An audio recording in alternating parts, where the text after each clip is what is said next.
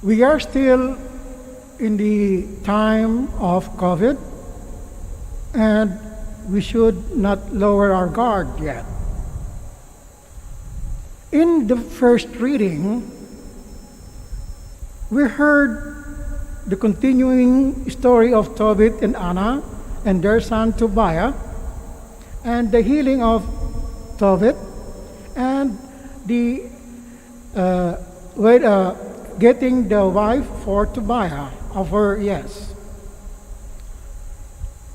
These experiences narrated from the Old Testament can lend understanding to the gospel reading for today, which presents to us the reality that even though the Jews had this great respect for David, he is not the Son of God, and that was underlined by Jesus' preaching.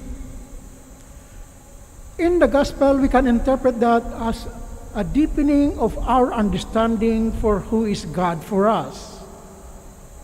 And oftentimes, especially during this time of the pandemic, we rediscover God through our own pain, through the pain of the others whom we see suffering.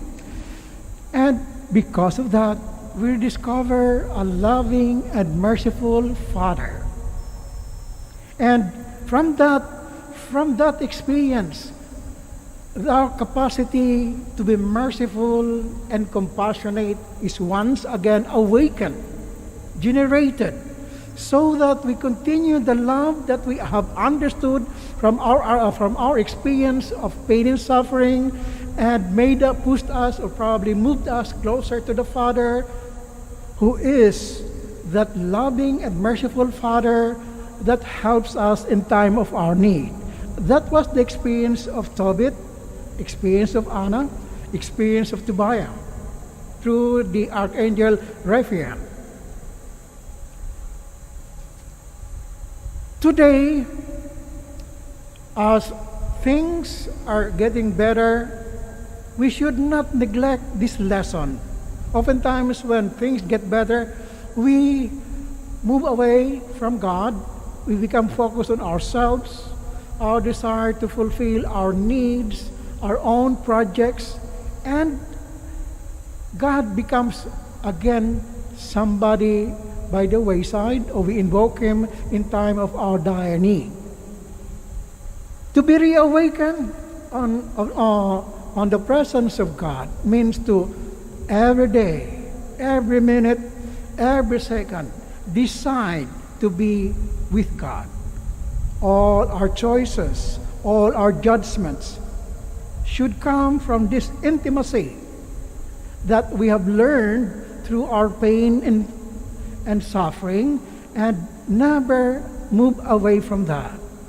Our capacity to be human, our capacity to form a community stems from this, from the Father who loves the Son, and the Son loving the Father and the Holy Spirit.